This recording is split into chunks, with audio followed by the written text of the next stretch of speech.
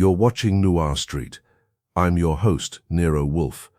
Every story hides a secret, and every shadow hides a clue. Tell us where in the world you're watching from. Subscribe, tap the like button, and join us as we drift into mystery. Let's start the chapter 1. Chapter 1. The lantern below the stone rain on West 35th Street has a way of making every taxi sound reluctant. That evening it slapped at the windows of the old brownstone, as if it had a claim against the place and meant to collect in cash. Inside, where the lamps were good, the rugs sound, and the beer correctly chilled. I was at my desk trying to persuade a thin man from Yonkers that Nero Wolfe neither chased runaways nor recovered dogs with pedigrees longer than a senator's speech. The man had just left in a state of moral injury when the doorbell rang again. Fritz crossed the hall with the expression of one who knows that callers after dinner are evidence of civil decline. I heard the front door open, a murmur, then Fritz's tread returning. He entered the office with a card on a tray and offered it to Wolfe as if it might contain a contagious complaint. Wolfe took it between two fingers, glanced and transferred it to the desk blotter with visible distaste. Archie, Miss Laura Vane, a matter of urgency. If urgency had any manners, it would come by appointment. She's already here, I told him. Shall I throw her into the rain on grounds of vocabulary? He grunted. That was permission enough. She came in quickly, carrying the wet city with her. She was around 30, slim, dark-haired, and trying not to look frightened, which is one of the hardest expressions to manage and one of the easiest to spot. Her coat was good but not new. Her hat had taken a beating. Her eyes were grey and level, though the level wavered when she saw Wolfe in the big chair behind his desk, planted there like a private monument. "Mr. Wolfe," she said. "Mr. Goodwin." Her voice had breeding in it and strain under that. "I am sorry to come at this hour, but by morning I may be too late." Wolfe shut his eyes for half a second, possibly in prayer for civilization. "What may be too late, Miss Vane?" "My courage," she said. That got his eyes open again. Wolfe distrusts dramatics, but he has a weakness for precision with an edge on it. "Sit down," he said. "State your business briefly, if you can manage it." She sat, removed one glove and twisted it in her lap. "I live in a boarding house on East 10th Street. Mrs. Hessel's. I have been there 11 months. Last night, during the storm, our cook, Mrs. Bell, claimed she saw a lantern burning at the bottom of the courtyard. Well, I shifted in my chair. That was not a usual opening, even for New York. The well, I said. It is old stone, lined dry for years. It has been covered off and on, but never properly sealed. The courtyard is small, boxed in by brick, when Mrs. Bell cried out. Several of us looked. I saw nothing. Mr. Vale, another boarder, said it was reflection. But Mr. Goodwin, there was a light. I saw it once, just for a moment, a sharp gleam.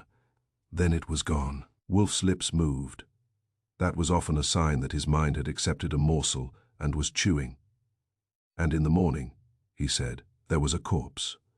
She looked at him quickly. Yes? Who? Mr. Adrian Kelm. He had arrived only 2 days before. He gave his occupation as importer of industrial supplies. He was found in the courtyard beside the well at dawn.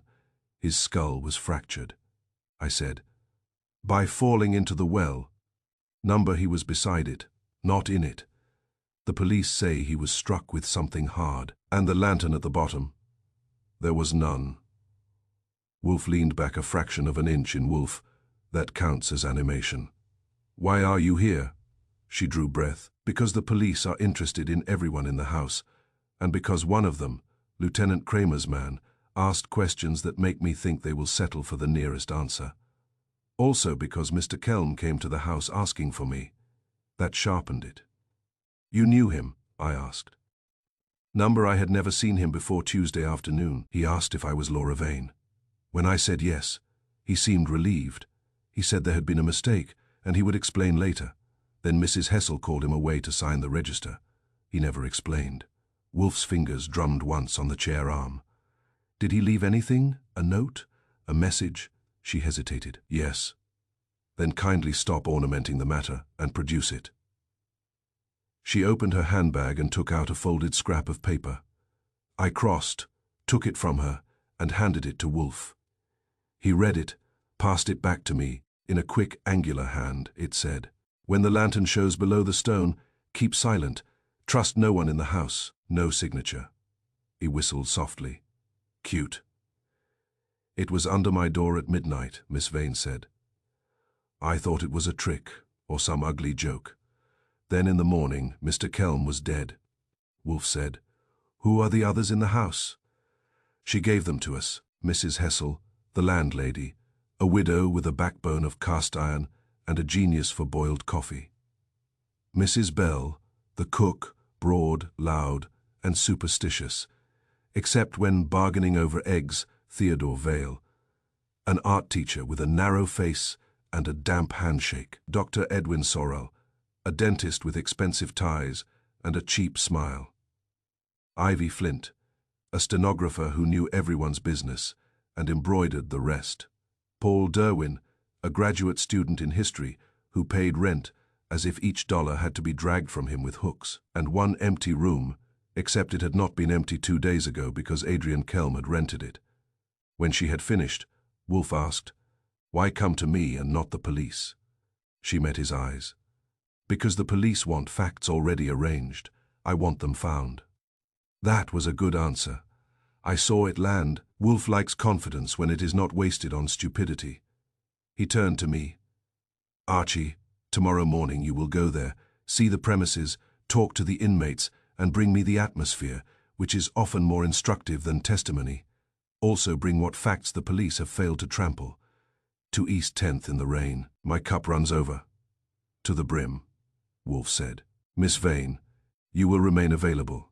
You will tell no one that you have consulted me." She rose. "I won't." I took her down to the hall. At the door she paused, one hand on the knob. "Mr. Goodwin, do you think the note meant Mr. Kelm was trying to warn me?" "I think," I said, "that somebody in your boarding house either knew he was going to die or wanted somebody else to think so. Either way, that makes your place a poor spot for quiet reading." That did not comfort her much, but she nodded and went out under the dripping awning to collect herself and a cab. When I returned, Wolf was glowering at the yellow paper, as if the handwriting had offended him personally. "Well?" I asked. "Well, what?" "The lantern below the stone, the corpse. The warning note, Miss Laura Vane with storm damage and nerve. It looks promising." "It looks tiresome," he said. "A boarding house is a machine for manufacturing petty concealments.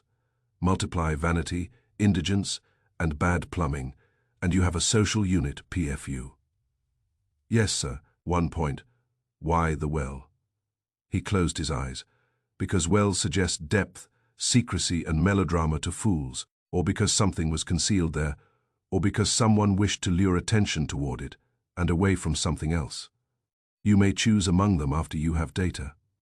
I was getting up to leave the office when the bell rang again. At that hour, with rain still dragging at the windows, a second caller usually meant either trouble or a client with better timing than manners. Fritz admitted this one too, but with more haste than ceremony.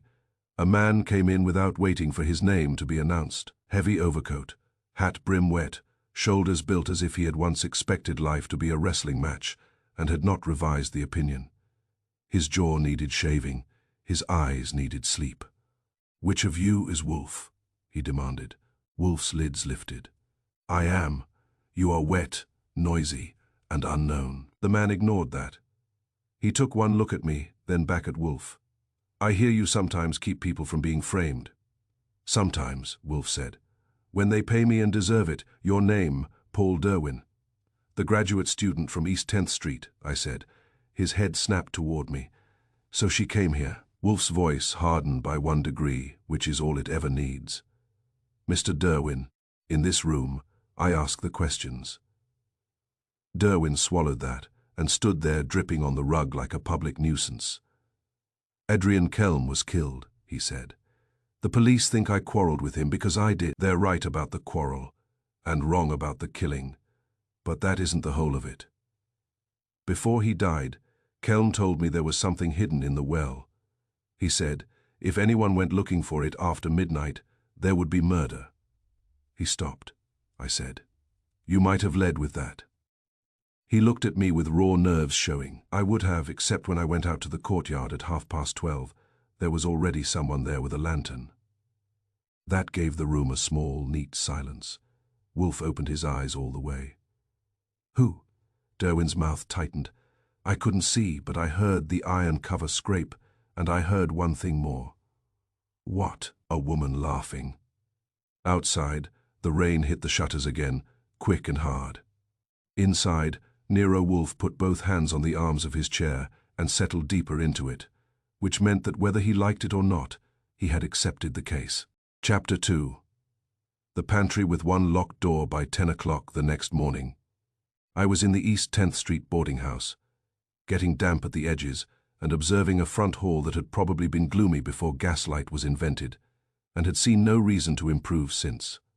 The rain had slackened to a mist, but the place kept enough of the night in it to go around. The wallpaper was a brown pattern whose original ambition had long ago been defeated by cooking odors, coal dust, and human disappointment.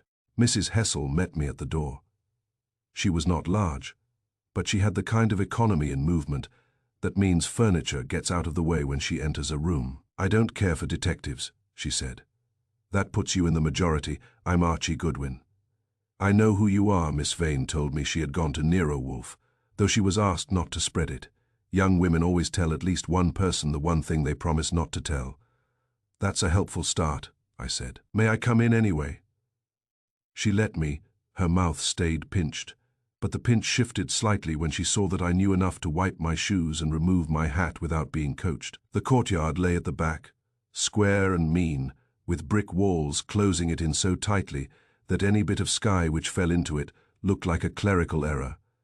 The old well stood near the middle, waste, high stone, curbed with a round iron cover, now pulled half aside. A uniformed policeman, bored but conscientious, was stationed there to protect nothing much from nobody. I bent and looked. Dry stone shaft, broken lining in places, depth maybe 18 feet. No lantern, no secret choir singing from the earth. Just damp masonry and the smell of old mineral dust. If anyone had hidden something there, it was not now extending a hand to be found. I was straightening up when Lieutenant Kramer came through the kitchen door from inside the house. He saw me, stopped, and gave me the look he reserves for tax notices, municipal blunders, and my employer. Goodwin, I might have known. You usually do, I told him. Good morning. It would be without private detectives cluttering the premises. Yes, sir. Has the corpse improved with daylight? He came closer, glancing once at the well and then at me. You can tell Wolf from me that this one is plain enough. A rooming house squabble, money angle, maybe blackmail. One of them got rough. Rooming house, I said. Boarding house. I'm learning the local dialect. He ignored that. The dead man in the pantry is Jonas Pike, registered 3 months ago. Dealt in import licenses, at least according to the papers in his room. Careful little cuss, kept records like they were holy relics. Last night he wound up in the pantry with his skull. Cracked pantry door was locked from the inside. That was better than coffee. From the inside, bolt and key. Mrs. Hessel says only she and the cook had keys. Door had to be forced this morning, after Pike didn't answer, and Bell wanted flour. Then unless the murderer evaporated through the shelves, somebody's story needs tailoring. Kramer's jaw tightened. Do your tailoring somewhere else. He turned and went back in, not because he was finished with me, but because he had seen Mrs. Hessel approaching and preferred one nuisance at a time. The kitchen was large for Manhattan and shabby for human pride. Copper pots hung over the stove. The sink was deep enough for baptism, and the pantry door stood open at the far end. It was solid oak, old, with a brass key still in the lock on the inner side. Now visible because the police had forced the panel near the latch. Clean work, professional anger, municipal edition. Inside the pantry, shelves climbed the walls with jars of preserves, crocks, sacks of meal and flour, tins of tea and a rank smell of onions that no law can prevent where onions have had tenure. Jonas Pike lay on the floor between two flour bins, narrow, shouldered and neatly dead. His head turned in a way that heads don't choose for themselves. He had a sharp nose, a careful mustache, and one of those faces that seem to apologize for existing and then submit a bill for inconvenience. There was blood at the back of the skull, not a wild amount, just enough to say that someone had struck cleanly and without rehearsal. A police photographer was finishing up. I stayed out of his range and used my eyes. Pike's coat was off and hung on a peg. His cuffs were immaculate. One shoe was dusted with flour, the other with muddy grit. That interested me. So did the fact that 3 jars of apricot preserve on the second shelf had been shifted a little out of line from the others, as if someone's hand had searched behind them quickly and then tried for tidiness without talent. Mrs. Bell was in the kitchen, broad as a sideboard, and far from grief-stricken. "He had no business in my pantry," she declared. Before I had asked her anything, men always meddle and then die surprised. "Useful rule," I said. "Who found him?" I did. "This morning door was locked," I shouted. No answer. Then I fetched Mrs. Hessel. "Why didn't you use your key?" Her eyes slid toward the landlady, then back. Mine was gone. Mrs. Hessel spoke from behind me. "Mislaid. She means mislaid." Mrs. Bell lifted a shoulder the size of a grievance. "Stolen, mislaid. What is the difference when the door won't open?" I looked from one to the other. "How many keys?" "3, Mrs. Hessel said. "One for me, one for Mrs. Bina, one on a hook in the kitchen, for emergencies." "Where is the hook key?" "Gone." "Since when?" She compressed her lips. "Since this morning." I nodded. Theft likes to dress itself as confusion when it can get the clothes. Laura Vane entered by the back passage, pale but steady. She had changed into a dark blue dress that made no claim except competence. "Mr. Goodwin." "Miss Vane, you seem to collect mornings badly." Her mouth almost smiled. "It appears to be a habit of the house."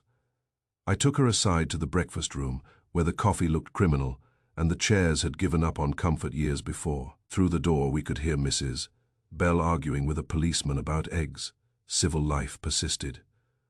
"You heard about Pike?" I asked. At breakfast, I had known him only slightly. He came 3 months ago, always carrying a leather case. He was polite in the way some men are when they mean you to stay outside a fence. Did he know Kelm? I don't know. They arrived months apart. They may have, but if so, they hid it. "That's 2 dead men in one house," I said. "First Adrian Kelm in the courtyard, now Jonas Pike in the pantry. This establishment should charge more." Her eyes flicked to mine. "Do you think they are connected?" "I think New York offers many opportunities for murder, but 2 in one boarding house inside 2 days is not a statistical flourish." "Tell me about Pike." He handled papers, import licenses, government permissions, certificates. He was always writing letters and locking drawers. He had callers only twice that I know of. One was a man in a grey hat with a scar at his chin. The other was a woman. "What woman?"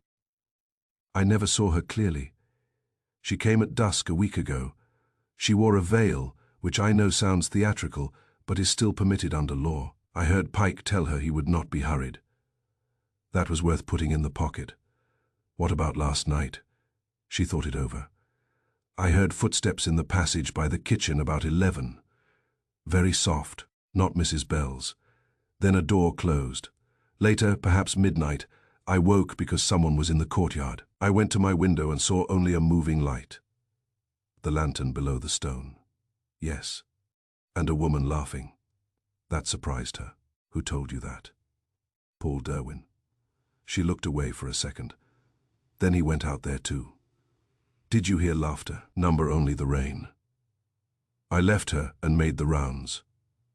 Theodore Vale, the art teacher, had nicotine fingers and a mild expression that would have looked better on a less observant man. His room held sketches of stairwells, rooftops, and one unfinished portrait of Mrs. Hessel, which had improved her only by omission. He told me Pike was secretive, Derwin was argumentative. Dr. Sorrell was vain. Ivy Flint was a gossip, and that this summarized civilization with no need of expansion. Did Pike have enemies? I asked. He had papers. That is often enough. Did he quarrel with anyone last night? Vale shrugged. I heard voices below stairs around 10:30. One was Pike's. The other might have been Sorrell's, but I wouldn't swear to it. Dr. Edwin Sorrell received me in a room that smelled faintly of bay rum and self-approval. His tie was excellent, and his eyes too practiced. Jonas Pike, he said, an unpleasant little file cabinet, in human form. You liked him. I dislike very few people. It saves effort. Pike, however, inspired industry. Did you quarrel with him? Mr. Vale heard voices. Then Mr. Vale should teach hearing instead of drawing. He smiled when he said it, and the smile was made to be used often and believed rarely. Ivy Flint was the typewriter girl Miss Laura might have become if she had traded self-respect for curiosity. She gave me more information than I asked for, and twice as much as she had. Mr. Pike had a temper, though not in public. He and Mr. Derwin had words in the hall on Tuesday. Mr. Derwin said, "You can't keep it forever." I heard that distinctly. Then Mr. Pike saw me and closed his mouth like a purse. Keep what forever? How would I know? I am only the one who listens. And last night, she leaned in. I heard the pantry door after midnight. Open or close? Close softly. Then later there was a clink, like glass touching stone. From the pantry? Or the kitchen? Sound travels strangely here. Paul Derwin looked as if sleep had insulted him personally. Books were everywhere in his room, most of them open as if they had been interrupted mid-thought, and resented it. I've told the police, he said. I argued with Pike Tuesday because he lied. About what? About knowing Adrian Kelm. That moved. Go on. Kelm came to me first because I read German and a little Czech. He had a letter he wanted translated, but he changed his mind when he learned Pike was in the house. Later he asked me whether Pike kept anything hidden. I said I didn't inspect pantries as a hobby. Kelm said Pike was involved in a licensing fraud and that there was proof. In the well? He gave me a bitter look. Possibly Kelm thought Pike had concealed documents somewhere on the premises. Last night, before all the noise, I saw Pike come from the kitchen with mud on his trouser cuff. That seemed odd. Then, after midnight, I heard someone in the yard. Why not tell Kramer that? I did. He thinks I am improving the story for literary value. Well, stop improving it and stick to the facts. Did you have any idea what Kelm wanted with Laura Vane? At that his shoulders tightened. It was a lie, or something close enough to share a room with one. I saved Mrs. Hessel for last. She led me to her parlor, where horsehair chairs guarded the carpet, and the air held the stern memory of old sermons. Mr. Goodwin, she said, my house is not disorderly. No, ma'am. Murder is not the same as disorder. It is merely noisier. She did not enjoy that. Jonas Pike paid on time. He was careful. Adrian Kelm was the opposite. Too charming by half. He looked at everyone as if measuring them for use. I did not like him. Did Pike and Kelm know each other before they came here? I cannot say. Did Pike have visitors? Business men, once or twice. I do not encourage traffic. And the pantry, why was he there? She stared at me with dry eyes that had made many boarders regret soft excuses. Because he went there. Yes, and then remained there past convenience. Did he have any reason to be in it at midnight? None that I know. Who had access? I told Lieutenant Kramer. Myself, Mrs. Bell, and anyone who stole a key. Such as. If I knew that, Mr. Goodwin, I would not require detectives. Fair enough. I went upstairs to Pike's room with Kramer's reluctant permission and spent 12 minutes among the dead man's effects. He had the habits of a squirrel with legal training. Envelopes bundled by date, receipts flattened under blotters, carbon copies filed into packets. Import licenses indeed, but the kind of business he handled was murky around the edges, with applications for machinery, replacement parts, and restricted shipments to firms whose names looked recently invented. One folder was missing from a row in the valise under the bed. The gap had dust at the bottom and cleaner leather at the sides. Something had been there until recently. In the writing desk I found a memorandum book. Most pages were figures and initials. One page near the back had only 3 entries. Accolate LV not told stone move that got my full attention. I took the book to Kramer, who growled as if I had presented him with a bill. Leave it. Gladly. You should know Pike, mentioned Laura Vane in it. His eyes narrowed. What about her? I'm not in the gift business. Inspector, read it. I went back to the brownstone a little after noon. Wolf was in the office, installed in the big chair as if it had been carved around him and furnished with orchids as a concession to nature. The room smelled pleasantly of leather, paper, and the lunch Fritz had not yet served, but had already made morally inevitable. I gave Wolf the house, the well, the pantry, the locked door, the missing keys, the shifted preserve jars, the memorandum book, and the borders, one by one. He did not interrupt until I got to Pike's note about Laura Vane. Phooey, he said. That is interesting, continue. I did. When I finished, he folded his hands across his middle and shut his eyes. That can mean deep thought, indigestion, or both, but in this case, it was thought. Pike was either taken there, lured there, or followed there. The locked door is a crude attempt at enclosure, which means the murderer wanted a puzzle only if the puzzle would distract from a simpler question, which is why Pike was killed less than 24 hours after Kelm. I leaned back. You think Kelm found the proof Pike was hiding? I think Kelm either found it or threatened to. Then Kelm died. Pike may have recovered the material, or believed he had. If so, why is Pike now dead? Because he possessed something someone else still needed. Theft likes to dress as nothing missing when the thing stolen is paper. Nothing obvious was stolen, I said. Then something unobvious was. He opened his eyes. The note to Laura Vane, the entry in Pike's book, and Kelm's effort to speak to her establish her as central willingly or not. Yet she claims not to know either man. That may be true. More likely she does not know what they know of her. I nodded. There's also the woman visitor to Pike veiled, about a week ago, and Derwin lied when I asked what Kelm wanted with Laura. Yes, Derwin is in love with her. That was quick. Wolf snorted. Archie, a man with books on every surface and indignation in every pocket, who lies only when her name is mentioned, is in love. Proceed. I also think Sorrel is too smooth. Vale is too observant to be harmless. Ivy Flint would sell her grandmother for information, but only retail, and Mrs. Hessel could run a prison ship. All possible, none yet preferable. Wolf shifted slightly, which on him counted as dramatic action. Bring Miss Vane here at 4, also Mr. Derwin and Mrs. Hessel. No. Wait. Add Dr. Sorrel. If he is innocent, he will come out of vanity. If guilty, from anxiety. Either will be useful. And Pike, he frowned. Dead, I said. I mention it because you may want him too. Idiot. The bell rang before I could answer, and Fritz came in with a card on the tray. Wolf looked at it, then at me. Miss Ivy Flint, he said. Archie. Our stenographer gossip has sprouted initiative. Good, I was getting hungry for new lies. Show her in.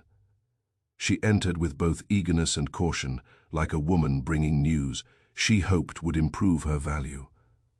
Her hat was too bright for mourning, which I respected. She sat on the edge of the red leather chair and clasped her handbag with both hands. Mr. Wolf, she said, I thought the police should know, but I do not trust policemen with delicate matters. Wolf's eyes half closed. Then you are a fool. Nevertheless, speak. She swallowed. Last night, before Mr. Pike was killed, I saw someone come out of the pantry and lock the door. That landed clean, Wolf said. Who? Miss Flint looked from him to me and back again.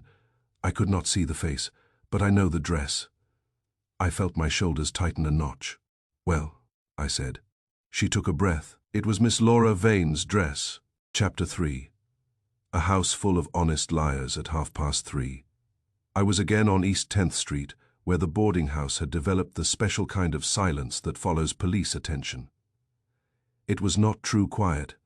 Doors still opened, feet still crossed halls, a pan still rang in the kitchen, and somebody on the second floor was dragging a chair as if dragging conscience with it. But the house had gone careful. That is always a sign that innocence has become a public costume. Wolf had stayed home, of course, in the chair that fitted him like an argument, and had sent me back with instructions to bring him not merely facts, but proportions. He wanted the house measured in human terms, who over-explained, who simplified, who remembered too quickly, who forgot only what was dangerous. He had remarked, before I left, that people do not lie to conceal facts. They lie to improve their position against them. It was a sentence worth carrying in the pocket. Mrs. Hessel admitted me, with no expression at all, which, on her, was nearly cordial. You again? Yes, I am beginning to think of taking a room. You would not last a week. That is what I admire in myself. She let me in. In the front parlor sat a woman I had not seen on the first round, a widow in black with a neck like a hatchet handle, and eyes that treated closed doors as a personal insult. She was shelling peas into a bowl with the concentration of a safecracker. Mrs. Althea Brundage, Mrs. Hessel said. Second floor front. She has been with me 6 years. Mrs. Brundage looked up. 7 in November. I stand corrected, said Mrs. Hessel, who plainly did not. Mrs. Brundage fixed me with a dry stare. I heard the pantry door at 11:40. Did you now? Yes, and before you ask, I know the time because the church clock struck 3/4 and then the quarter again, being no more reliable than men. That is one opinion. It is arithmetic. I sat. Sometimes the best way to get a statement from a person like her is to let her think she is testifying to history. What did you hear besides the door? A man's step in the passage, not a heavy one. Not Dr. Sorrell. He walks like he expects applause. Not Mr. Derwin either. He drags his left heel when he is thinking, and he is always thinking. This was a tidier step. Pike? Perhaps. He trod like a clerk and coughed apologetically. I heard no cough. Did you look? Of course I looked. I am a widow, not furniture. She snapped another pea. When I opened my door, there was no one in the passage, but I heard voices below stairs. One was Mrs. Bell. Bell. The cook, Mrs. Bell. She has been Mrs. Bell for 40 years and does not improve by being renamed. She gave Mrs. Hessel a glance sharp enough to peel paint. The other voice was a man's, very low. Then silence. That corrected one item. Mrs. Beener had become Bell, whether by memory, marriage, or my own prior imprecision. In a house full of people adjusting facts, I was not going to be caught doing it myself. Did you hear laughter in the courtyard after midnight? At that her hands paused over the peas. Number, but I heard the well-cover scrape. Iron on stone, a nasty sound. It wakes up all the old parts of a house. How often have you heard it before? Never in this house. Once in Troy, in 1918, when my husband dropped a lantern into a cistern and blamed the pulley. I thanked her and went hunting the rest. In the back hall I found the handyman. He was short, broad, 40-ish, with a cap in one hand and a screwdriver in the other, and had the air of a man who had spent his life fixing other people's neglect and charging less than it deserved. His name was Emil Krenz. He knew every hinge in the house and probably every argument too. You're the detective, he said.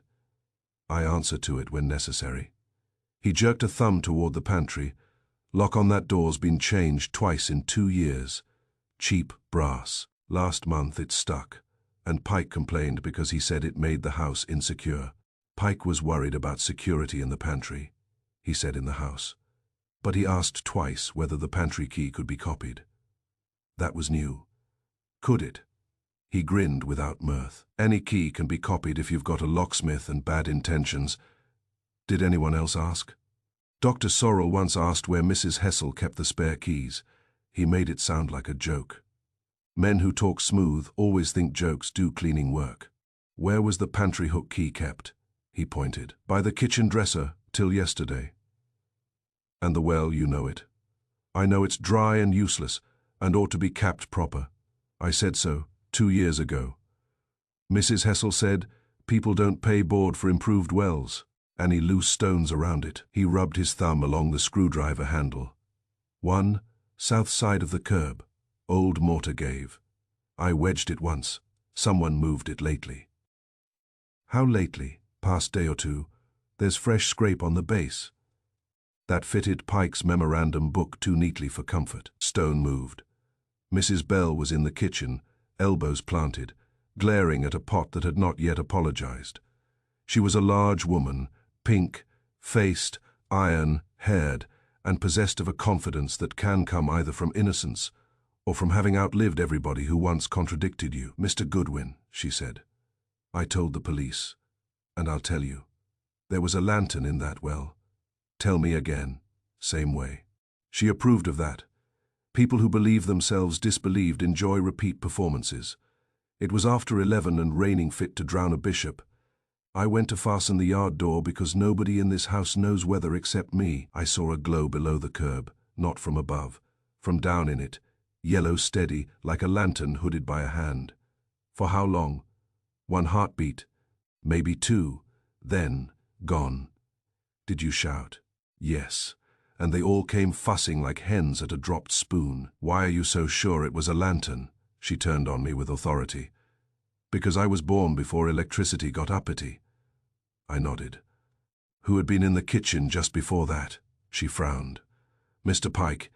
He came for hot water he didn't need. Then Miss Flint, pretending to look for crackers. Then Dr. Sorrell wanting a spoon, which a grown man can survive without. After that, nobody till I saw the light. You lost your pantry key. Somebody took it. Who? If I knew that, I'd have hit them with the ladle before they got to murder. Did Laura Vane come through here last night? Mrs. Bell's expression shifted a little, and that was as good as a confession that Laura mattered in some way not yet catalogued. She came about 10, Mrs. Bell said. Only for tea. She seemed upset. Because Jonas Pike was alive, Mrs. Bell gave me a look. Because she had a note. That got me. You saw it. She didn't show it. But she held her handbag like it had stung her, and Miss Laura is not the kind that rustles inside. Something had happened. Did she go near the pantry later? Number there it was. Flat and direct. Mrs. Bell might be mistaken. She was not trimming. I found Theodore Vale upstairs, making a pencil study of a cracked washstand pitcher, which confirmed my opinion that art can survive on material no one else would dust. You return, he said. That usually means the human race has disappointed fresh inquiry. It has stamina, I agreed. Did Pike ever show you documents? He showed me nothing. Men who traffic in permits and licenses develop the soul of locked drawers. Did he know Laura Vane? Not before this week, I think. But he looked at her Tuesday night with recognition after the fact. If you understand me, not seeing a face, placing a fact. That was well put, and I told him so. He shrugged. Observation is the only social habit I value. Who disliked Pike most? He smiled, thinly. That presumes competition. Derwin despised him openly. Dr. Sorrell despised him politely. Mrs. Brundage despised him on principle. Pike inspired variety. I left him to his washstand and collected Dr. Sorrell next. He had improved his tie again, and not his honesty. Did you ask Krenz about the pantry keys? His brows moved a fraction. Good heavens, did he say so? Yes. Then yes, idle curiosity in houses such as this one. Keys are as political as ballots. Did you copy one? Number, did you know Pike professionally? Professionally. I am a dentist, Mr. Goodwin. I do not drill importers for recreation. I knew him socially, if that word may survive the strain. Did you quarrel with him? Number, Mr. Vale heard a voice he thought might be yours. Then Mr. Vale's art has consumed his hearing. He gave me the smooth smile again. but there was pressure under it now. Sorel had the polished excuses the user ordered, and he wore them as if a valet had brushed them. Paul Derwin, by contrast, had no polish at all. He was in the back sitting room with a book open and unread on his knee. "I've got nothing new," he said. "You had something old, and didn't tell it straight." He looked up angry first, then tired. "I told you enough. Number, you told me Kelm asked about Pike. You failed to mention that Kelm wanted something translated before he changed his mind. Where is the letter?" His eyes hardened. "Gone." He took it back. "In what language?" "German, maybe partly Czech." "What was it about?" "I saw only a line. It mentioned shipment clearances, and one name, Laura Vane." That laid a hand on the table. "What connection?" "I don't know. That is the part I was trying not to think. Yes, men in love often specialize in that. I let him wear the flush." "Did you hear the pantry door?" "Yes, near midnight." "Did you see Laura in the passage?" He shook his head. "Number, would you tell me if you had?" He met my gaze and answered with enough bitterness to count as truth. "Not unless it helped her." That at least was clean. Ivy Flint took some finding because she had strategically vanished. But I cornered her at last on the second-floor landing, with a blotter in one hand and curiosity in both eyes. "You told Wolf you saw someone leave the pantry in Laura Vane's dress." I said I knew the dress. "Did you see the face?" "Number, the shoes. Number, the hair. Number." "Then what did you see?" She lifted her chin. "Blue cloth. Belted waist. Dark hem. I know clothes. Lots of women wear blue. Not like that. Miss Vane's has a tucked seam at the shoulder that you could detect at midnight in a half-dark passage." She colored. "There was light from the scullery." "Was there? Then why not a face?" She bit her lip. It turned away. "How convenient." Miss Flint's nostrils flared. "You think I lie. I think you improve your position against facts." That stung her, because it was Wolf's sentence and had the ring of something final, she said sharply. "All right, I saw only the skirt and back. It might have been Laura. It might have been someone wearing her dress. Is that better?" "Much." It was better because it shifted the frame. Not Miss Vane in the dress. Someone in the dress, or Ivy, needing importance, had embroidered first and retreated later. Either way, the cloth had become more interesting than the body inside it. Laura herself was in the little upstairs sitting room, near a window that looked onto a brick wall close enough to discourage daydreams. She stood when I entered. "Mr. Goodwin, Miss Vane, let's save time. Has anyone borrowed one of your dresses?" "What?" "Blue, belted tucked seam at the shoulder." She stared, then shook her head. "Number, has anyone had the opportunity? I suppose when clothes go to the laundry, or if someone came into my room." "Was your room locked last night?" "Yes." "You're sure?" "I always lock it." "Did you by any chance change out of that dress after 10? Her face tightened. "I did. I wore it at supper. Then I changed." "Into what?" "A brown wool dress." "Anyon see you change." "Number good. That lets half Manhattan qualify." She did not smile. "Someone is trying to place me near the pantry." "Yes. Do you believe it?" "I believe somebody wants me to." That earned a breath from her. Not relief, but less strain. I studied her a second. She was frightened, but not in the direction of guilt. More like a person who has discovered she has been entered into an affair whose opening move she never saw. "Laura," I said, using the name on purpose, "what are you not telling me because you think it doesn't matter?" She sat slowly and folded her hands. "A man came to the house last month and asked for my father. That was something. Your father. He is dead. Has been for 4 years. I told the man that." He apologized and left. "What was his name?" "He didn't say." "What did he look like?" "Middle height, grey hat scar at the chin, Pike's collar." "You remembered that late." "I forgot it late," she said. "So much has happened." "And Adrian Kelm asking for you Tuesday did not jog it." She looked down. I told myself I was inventing connections because I was frightened. That was human enough to be plausible. Who was your father? She hesitated only a second. Martin Vane. He worked in customs brokerage, documents, clearances, shipping records. There it was, the line finally touched. Did Jonas Pike know him? I don't know. Did Adrian Kelm? I don't know that either.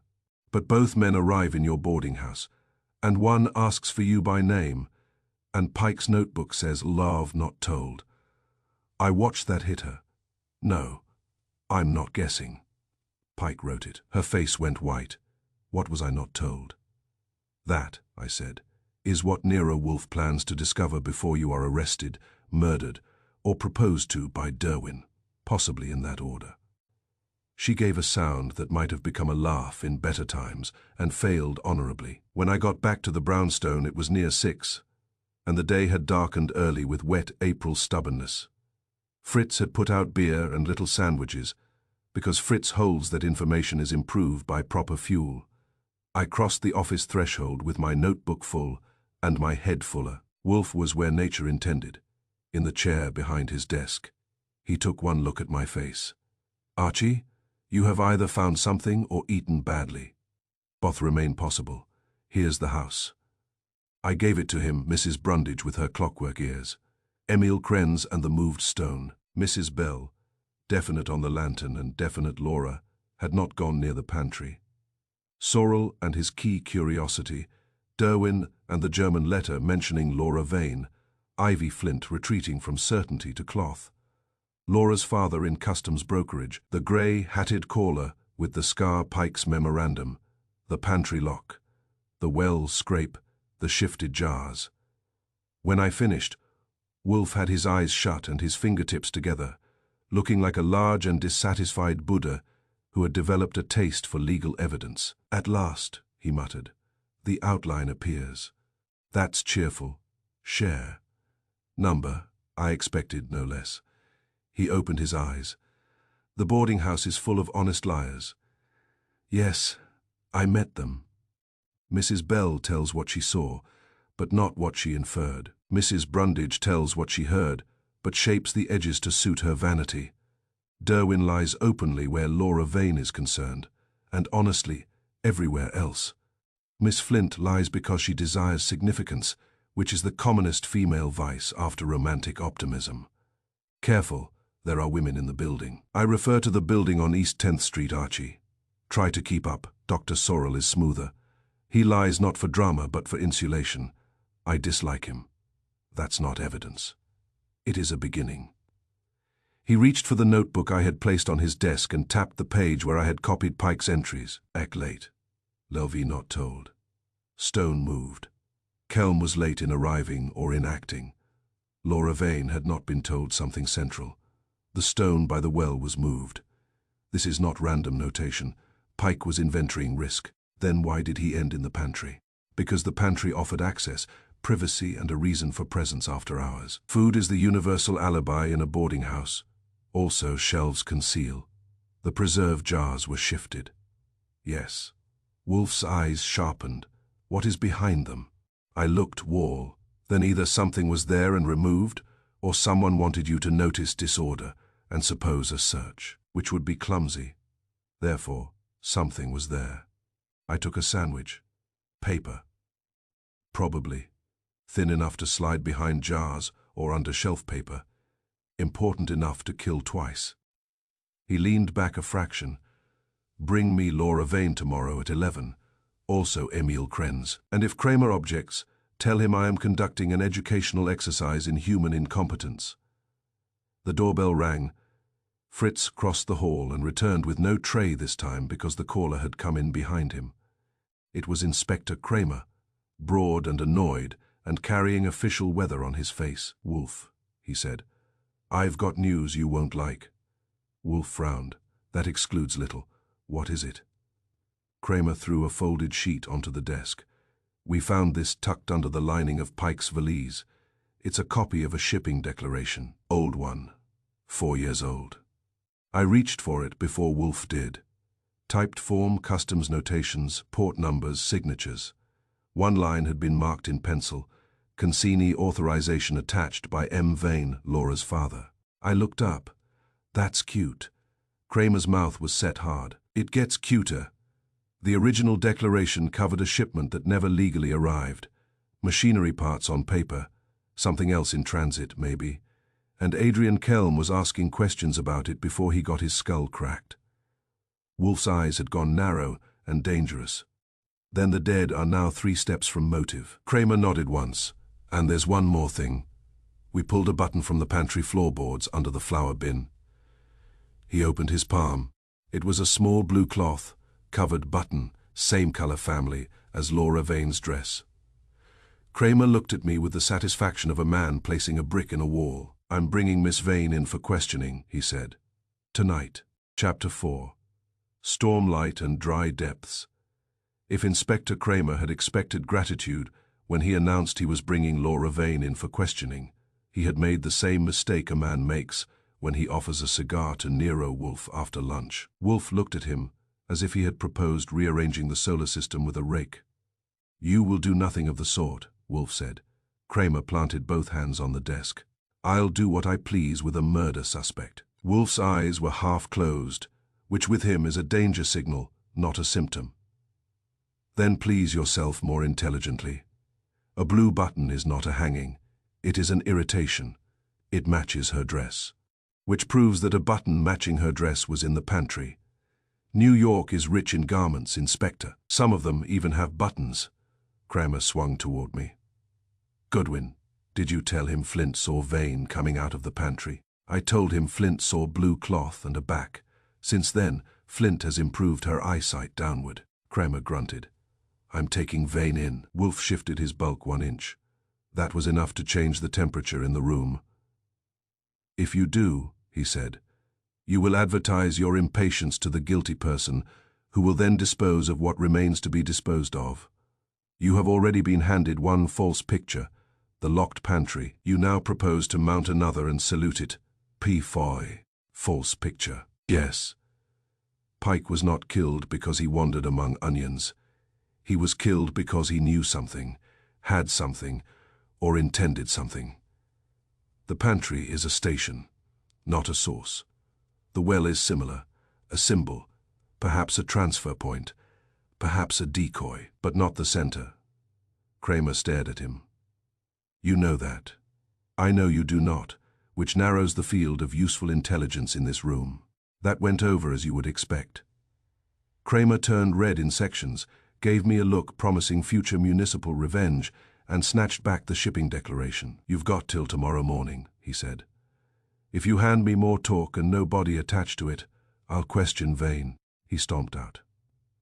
Fritz, who had entered silently with beer, and had remained out of range of the argument like a veteran of bombardments, waited until the front door closed before speaking. Beer, sir? Yes, Wolfe said. We are besieged by idiots. I carried the bottle to Kramer's abandoned battlefield and sat down. Well, Wolfe lifted his glass, sipped, and scowled at space. Archie, tomorrow morning you will return to East 10th Street and inspect the well in daylight. Carefully take a tape measure, a flashlight, and whatever remains of your patience. Then measure sight lines from the kitchen windows, the pantry door, and the courtyard wall. I blinked. You want architecture. I want geometry. Stormlight, reflected from above or from a side angle, may appear to originate below. If Mrs. Bell saw a glimmer in the well, it need not have been a lantern carried into the earth by demons. That's a disappointment. I survive them hourly. He shut his eyes. You also mentioned that the well has iron rungs. Yes. Count them. Measure intervals, if possible. Examine the loose stone on the south side, and search behind the pantry shelves beneath them. And above them, provided Kramer's apes do not prevent it. Anything else while I'm there. Dig up the Dutch. Do not be impertinent. Not before breakfast. So, next morning I left him with his orchids and his breakfast eggs, and went downtown with a tape, a flashlight, and enough skepticism to suit either party. The boarding house admitted me grudgingly. Mrs. Hessel had now reached the phase where she regarded my entries as a weather condition. Laura Vane was not visible, which I took as either Prudence or Kramer's shadow. Mrs. Bell was in the kitchen attacking dough. Emil Krenz was in the courtyard with a bucket and a hammer, and I recruited him before he could claim prior suffering. "You again," he said. "I bring excitement. Hand me that lantern." He looked at me. "Thought your boss decided." There wasn't one. He hasn't decided. He has suspected. That is a higher trade. We went to the well by daylight. It was less romantic and more insulting. Old circular stone, iron cover drawn aside. The shaft dry as a sermon, with dust settled thick on the bottom and on the side rungs. I leaned over, shone the flashlight down, and saw exactly what daylight had promised. Old stone iron rungs sunk into the lining at intervals, a little rubble at the floor, and no sign that anything alive or ambitious had been there recently. Krenz held the lantern. "You going down? If I break my neck, Wolf will have to do interviews himself. The city isn't ready." I tested the first rung. Sound enough. The shaft was narrow but manageable. I went down slowly, shoes scraping stone, dust loosening and rising in stale little puffs. At the bottom I crouched and let my eyes work around the circle. Nothing. No cash, no box, no string, no recent scrape, except one. On the south side, a little above shoulder height, the mortar line beside one stone had been disturbed recently. I put my fingers to it. Grit flaked loose. The stone had shifted at some point, not enough to leave a cavity worth hiding a hat in, but enough to prove it had been levered and reset. "Loose one," Krenz called from above. "Loose enough to make trouble." "Can you get it out?" "Not without tools and a better reason." I checked the floor. Dust lay thick and undisturbed, except for one faint crescent where something hard and narrow had rested recently. Maybe a metal tip or ferrule, not heavy enough to mark deeply, not enough to be evidence unless you were already in love with it. I climbed out and brushed dust from my sleeves while Krenz grinned at my condition. "You look improved," he said. "Thanks. Now tell me exactly where that stone was loose before." He crouched at the curb and pointed. "Sooth side there. Whoever moved it did it from above, prying inward." Would the stone alone give access to a hiding place? Not much of one. Maybe enough for papers wrapped tight. Not enough for a box. That helped. I took the tape and began measuring, from the kitchen scullery window to the well curb, from the pantry door when opened, across the flagstones, from the east courtyard wall to the well mouth. Mrs. Bell came to the threshold and watched as if I were performing a service. No sane man offered free. "What are you doing, making Wolf happy?" "That sounds larger than geometry." "It is." I had Krenz hold the lantern at different positions, while I stood where Mrs. Bell said she had been when she saw the glimmer. Kitchen door half open. Storm remembered. Yard damp sightline cut by the angle of the cover. When the lantern was held at waist height near the pantry threshold. No effect. When it was raised at the kitchen window, the shaft swallowed the glow. But when Krenz stood by the courtyard wall near the rain barrel and tilted the lantern hood slightly, I got it. A sharp yellow wink from inside the well mouth, then gone as he shifted. "Again," I said. He repeated it. From where I stood, it looked exactly as a startled cook might report it. A lantern in the well, except it wasn't in the well at all.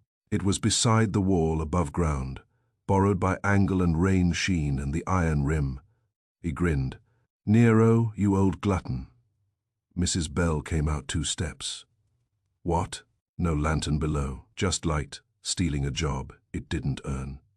She looked offended, not because she was wrong, but because she had been wrong honestly and expected some compensation. "I know what I saw." "Yes, ma'am, so do I now."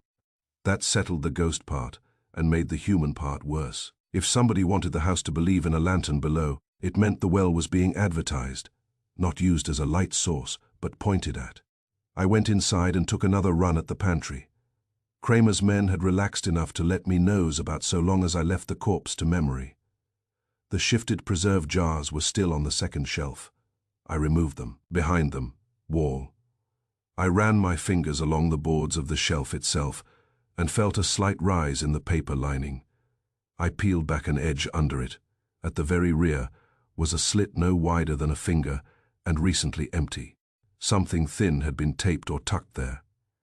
Paper. I straightened and stood still a moment. Pike had been hiding documents in 2 places or at different times. One behind the loose stone by the well, one behind the pantry shelf. Kelm had known or suspected one. Someone else had known enough to search both or to follow Pike from one to the other. On the kitchen table lay the house register, because a boarding house is the sort of institution that leaves its own secrets in plain sight through habit. I flipped it open with Mrs. Hessel's permission, which she gave only after informing me that detectives have oily fingers. Adrian Kelm had signed in 3 nights before his death. Jonas Pike 3 months earlier. I went back through the pages. A month ago, one night caller, Mr. Victor Dane. No address that meant anything. Grey hat scar at the chin, asking for Laura's father. Either it was him or the man had a twin with identical taste in aliases. I was still looking at it when Laura Vane entered from the hall. She saw the register in my hands and the expression on my face and stopped. What is it? I turned the page and showed her the signature. Recognize the name Victor Dane. Number, you may not know the name, you know the man. Grey hat scar at the chin, came asking for your father. She stared at the entry. That was him. I'd bet beer on it. She sat at the kitchen table because her knees had made a private decision. Mrs. Bell, who had a good heart under 20 pounds of discipline, grunted and poured coffee without being asked. Laura took the cup but didn't drink. Why would a stranger ask for my father after he was dead? Because your father had once attached his name to a shipment declaration that should have stayed buried. She looked up sharply. What shipment? That, I said, is one of the things Wolf intends to extract from civilization. I told her enough to keep her from panic, and not enough to spoil Wolf's fun. Her father, Martin Vane, had worked in customs brokerage. Pike had papers. Kelm had asked questions. Someone had been searching hiding places. Her name was in Pike's notes. That did not make her guilty. It made her valuable, she said quietly. I never knew my father handled anything crooked. Maybe he didn't. Maybe his name was used. Maybe he signed a routine paper and someone piggybacked filth on it. The dead are inconvenient witnesses. Her fingers tightened around the cup. Then this is about him. It may be about what he knew, what he signed, or what somebody thinks he left behind. Left behind for me, that would be melodrama, and Wolf dislikes competition. Still, maybe. Mrs. Hessel appeared in the doorway, hands folded in a way that warned of disapproval. Mr. Goodwin, if this house is to go on being discussed as if it were a depot for conspiracies, I insist it be done without alarming the other boarders. That's sensible, I said. Call them in. She blinked. What? Not all. Just Sorrel, Derwin, Vale, Miss Flint, and Krenz if he's still pretending to repair something. I'd like a little group conversation. She did not enjoy becoming an instrument, but she went. They assembled in the breakfast room with the expressions people wear when they suspect the bill has arrived, but still hope someone else will pay it. Sorrel was sleek. Derwin was tense. Vale looked attached in a way that was itself a form of attachment. Ivy Flint was ready to absorb history through her pores. Krenz smelled of damp wood and patience. I stood by the mantel and let them settle. I have a message from Nero Wolf, I said. He has reached one conclusion. There was no lantern in the well. Mrs. Bell made a sound at the door. I held up a hand. No lantern below, anyway. The glimmer Mrs. Bell saw was reflected from above. Somebody near the courtyard wall made a light seem to come from inside the shaft. That landed. You could watch each mind take it, test it, and decide what damage it did. Vale spoke first. Then the well was bait. Very likely, Derwin said. Bait for whom? For anyone who already thought something was hidden there. I kept my eyes moving. Sorrel had gone still. Too still. Krenz looked merely interested. Ivy Flint looked thrilled. which is not a moral category, Laura said. Then Kelm was lured out there, or followed out there after he went looking. Ivy broke in, and Jonas Pike. Pike died in the pantry, but not because he was hungry. Sorrel smiled faintly. Mr. Goodwin, is this the stage where your employer substitutes theatre for proof? I turned to him. Number that comes later, when he arranges chairs. The smile stayed on him, but it had become more expensive to maintain. You asked about keys, Doctor, I said. Why? Idle curiosity. You seem to suffer from an epidemic of it. He shrugged. In a boarding house, one hears things. Such as Pike arguing with Kelm, such as Derwin mooning over Miss Vane, such as Mrs. Brundage listening at doors as if she were paid by syllable. Mrs. Brundage, who had inserted herself silently into the hall, snapped, better syllables than lies. Nice old place. I let them simmer another minute, and then went back uptown with my measurements, my slit shelf paper, my false lantern, and the register entry for Victor Dane. Wolf was in the office, home from the plant rooms, and installed at his desk with a look that suggested either triumph or liver. With Wolf, it can take a minute to tell.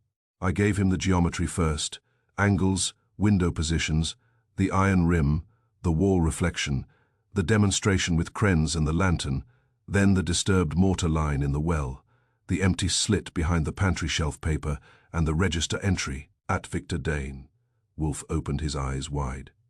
Archie read the signature again. I did, he grunted. Alia's almost certainly. That was my lyrical thought. And the false lantern. No lantern had burned in the well at all. Something below had merely borrowed light from above. Yes, Wolf's lips tightened in satisfaction. Precisely, therefore, the glimmer was not evidence of activity in the shaft. It was evidence that someone wanted observers to think of the shaft, a pointer, not an event. Toward the loose stone, or toward a belief in the loose stone. Excellent. He reached for the memorandum page I had copied and tapped it. Stone moved. Pike knew the hiding place had been disturbed.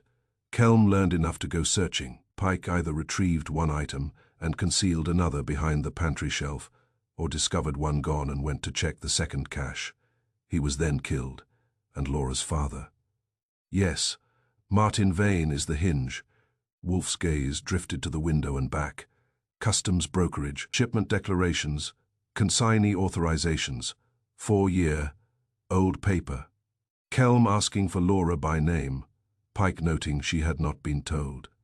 Therefore, what had not been told concerned her father's role in the declaration. Likely both. He took a breath, and I knew from experience that a big one was coming. We will need everyone here tomorrow evening. Office gathering. Not yet preparation. Kramer will attend because he is incapable of staying away when he suspects I know more than he does. Laura Vane, Derwin, Sorrel, Vale, Miss Flint, Mrs. Hessel, Mrs. Bell, Krenz, and Mrs. Brundage if she can be transported without legal injury. That's a population. Then reduce the chairs. I made notes.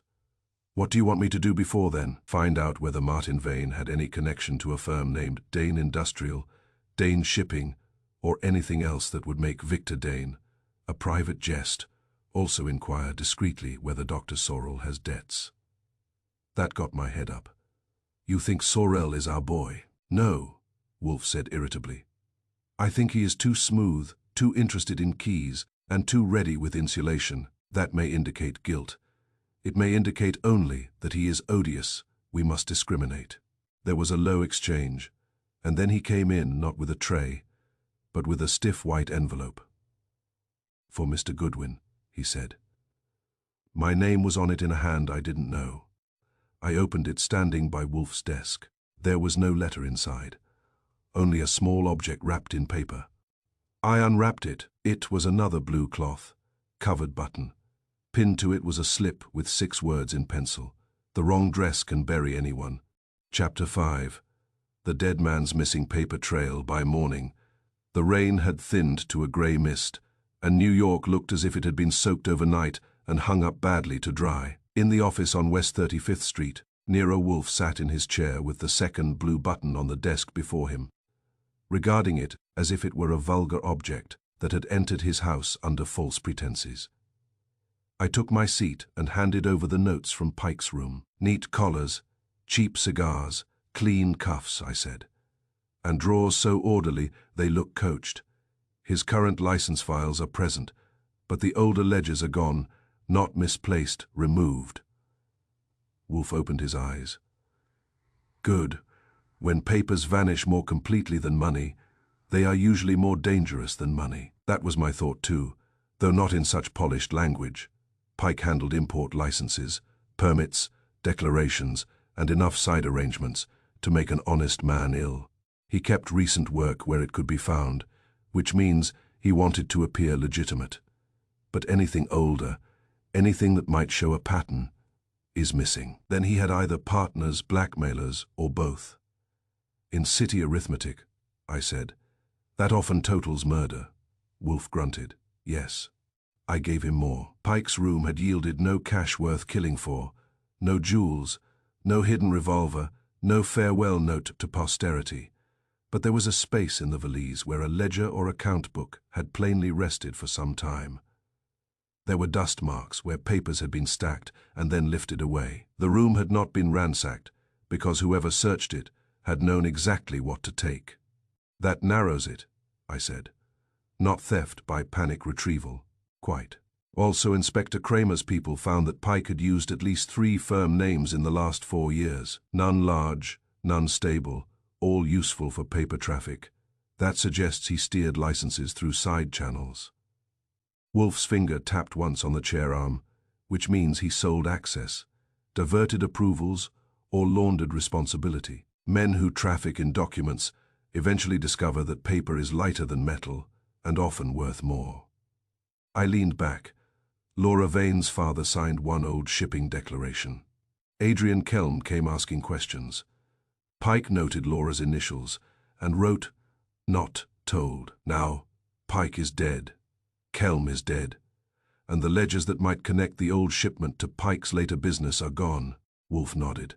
Yes, we are now looking for the person who feared continuity. The boarding house had the strained calm of a place where everyone had decided to behave naturally and had therefore become impossible. Mrs. Hessel admitted me with the air of a woman watching silver tarnish. Pike's room was still under police seal, but Kramer had left word I might nose, about as long as I didn't remove anything or improve the evidence with private inspiration. I stood in the center and let the order of the place talk. Shirts aligned, receipts bundled, stationery trimmed square. A man in risky business can be sloppy, but not this one. Pike's habits were defensive, everything arranged, nothing sentimental. Then I checked the desk again. 3 drawers held current files. The 4th, at the bottom, was almost empty except for a box of cigars and a few trade circulars. 2 empty, the wood at the rear had a cleaner rectangle where something flat had rested for years. Ledger, sized, missing. I crouched at the valise under the bed. Same story, 1 packet gone. Not the newest papers, the oldest. That clanged louder than a confession. On my way out, I met Theodore Vale on the landing. He looked at me and said, "You have the expression of a man who has discovered subtraction." I have. Pike's past is missing. Vale nodded slowly. Then his present was only camouflage. That was good enough to borrow, though I would never tell him so. In the front room, I found Dr. Sorrell reading a newspaper. He wasn't absorbing. He lowered it with practiced calm. "Any progress, Mr. Goodwin?" "Yes." Pike kept his room neat enough to insult poverty, but someone removed his older ledgers. Sorrell's face changed very little, which was itself a change. How unfortunate. "Yes, for someone." He folded the paper. "You continue to imply that all of us were involved in Pike's business. Number only one of you had to be.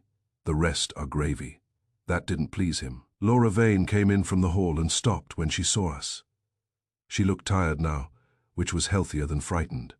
Fear burns too bright to last. "Was anything found?" she asked. "Only absence," I said. "And sometimes that talks loudest." Her gaze held mine. "Then my father's name was not an accident?" "No," I said. I don't think it was.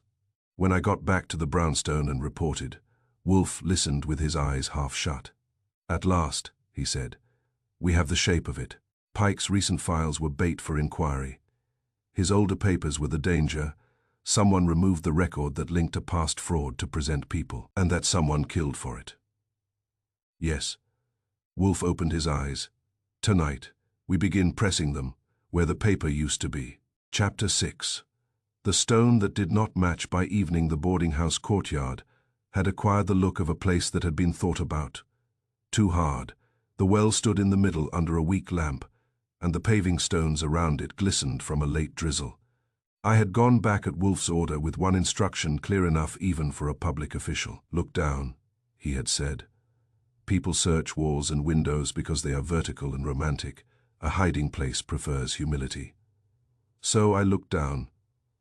The paving stones near the well were old square flags, rough, faced, chipped, and uneven in the honest way of things that have endured too many winters, all but one. On the south side, close to the well mouth, one stone was smoother than the rest, and not by age alone. Its upper edge showed fresh wear, as if iron or a pry bar had recently worked under it. Mud still packed the cracks, but not evenly. Somebody had lifted it and been in a hurry putting it back. Emil Krenz, the handyman, was there with his cap on the back of his head and his expression arranged for innocence. Stones shift in wet weather, he said, when I pointed it out. Yes, I said, and wolves eat sheep from concern about climate. He frowned. You got a joke for everything. Number only for lies that ask for one. He squatted and ran a thumb along the edge. Could be it moved. Frost does things. In April, he stood up. This yard's old. That helps the yard, not you. I went back to the brownstone and gave Wolf the stone. I described the smooth face, the worn edge, the packed mud, and Krenz's explanation, which had all the firmness of a salesman's promise. Wolf in his chair shut his eyes and put his fingertips together. Good, we will examine it tonight. Number I will direct civilization from here. You, however, will return after midnight with a bar, a lantern, and sufficient intelligence not to damage what may be there. Who's coming with me? Inspector Kramer, if he can restrain his passion for noise. Also Mr. Krenz, since I wish to observe his reactions. That took arranging, but not much. Kramer came because the chance that Wolf might be right is one of the few lures powerful enough to drag him anywhere after hours. He arrived at the boarding house in a temper, with 2 plainclothes men and enough suspicion to light a borough. Krenz was less pleased. Mrs. Hessel objected on moral and structural grounds. Mrs. Bell crossed herself in the kitchen and said dry ground was the only honest thing in the place. Laura Vane stayed upstairs, which was wise. At 12:40 we were in the courtyard under a hooded lantern. The house loomed around us, black windowed except for one upper room where somebody watched through a slit in a curtain. The rain had stopped. The stones shone dull and dark. Kramer looked at me. If this is another of Wolf's fancies, Goodwin, I'll have you measuring sewers. Then let's hope for architecture. Krenz knelt by the stone with the pry bar. You want it up clean? Yes, I said, as if you hadn't seen it before. He gave me a quick look at that, then set the bar. That helped more than denial would have. He bore down at first, nothing happened. Then the edge lifted with a sticky little sigh, and the stone rose enough for us to get fingers under. It was heavier than it looked. Kramer and I helped ease it aside. Underneath was not earth. There was a narrow seam, rectangular and deliberate, the width of a coffin lid cut for a miser. Grime had been rubbed into it, but not deep enough to hide the workmanship. At one end, nearly lost under mud, was a small iron ring laid flat. Kramer swore softly. I crouched and cleaned it with my handkerchief. That, I said, is not frost. Krenz had gone pale under the courtyard lamp. I never saw that. No, I said. You only walked over it for a living. We hooked the ring with 2 fingers and pulled. The inner slab rose on hidden hinges, stiff at first and then free. A breath of cold, dry air came out of the opening, ere long shut away. I lifted the lantern and looked. Beneath the courtyard, tucked between the old well shaft and the house foundation, was a cramped chamber, brick-lined, dry as a locked throat. No bigger than a large trunk room, a man could not stand in it, but he could crawl, kneel, and hide things. The old builders had boxed the space cleverly, using the well masonry on one side and the foundation wall on the other. "Well," Kramer muttered, "I'll be damned." "That," I told him, "has been your condition for years." There was a short iron ladder sunk into the side. I took the lantern and went down first, because I am paid for mobility and poor judgment. The floor was hard, packed and dry. No cobwebs worth mentioning. Recent use on one side stood a tin dispatch box with no lock. Beside it, wrapped in oilcloth, were 2 ledger books and a packet of folded documents tied with cord. I looked up. "We've got a library." Kramer came down behind me, breathing like the law climbing into temptation. He opened the tin box.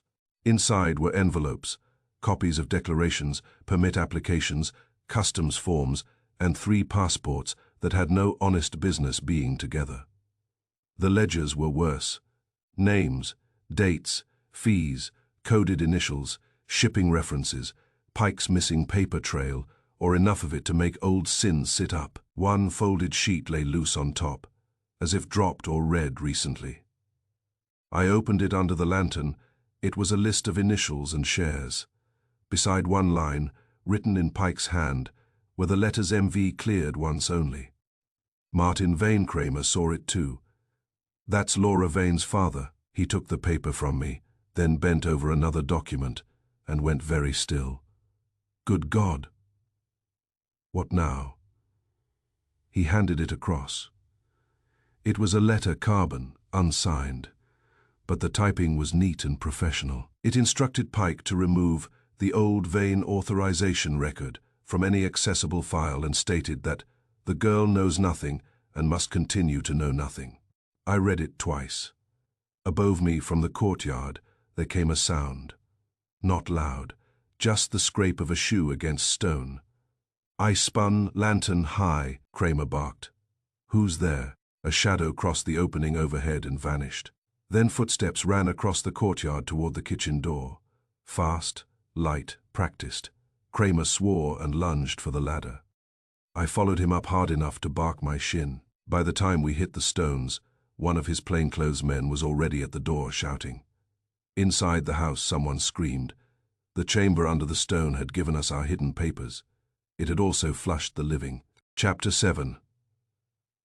The vault beneath the well by 2 in the morning, the office on West 35th Street, had acquired the atmosphere it gets when Nero Wolfe is pleased against his will. The ledgers, the oilcloth bundles, and the loose papers from the chamber under the courtyard stone were spread across his desk. My desk, the spare chairs, and one corner of a side table Fritz would later disinfect with righteous energy. Wolfe sat behind the barricade, like a magistrate grown out of mahogany, reading through corruption with the deep disgust of a man who believes crime should at least avoid bad filing. Inside the chamber, there had been shelves as well, shallow ones built into the brick, holding packets wrapped against damp and labeled in Pike's small, neat hand. The stale smell that came off them was not mildew. It was paper, dust, and secrets stored too long. The dry well had been turned into a vault because abandoned places draw less curiosity than furnished ones. Wolfe, turning a page with 2 fingers, as if paper itself might be morally sticky, said abandoned. Places are merely invitations written in dust. That was about right. Kramer had wanted to seize everything at once and march it all downtown in sacks. Wolfe had objected with the stubbornness of granite and the vocabulary of a disappointed empire. In the end, with the police keeping formal custody and me carrying selected books and copies uptown for examination, a compromise was reached.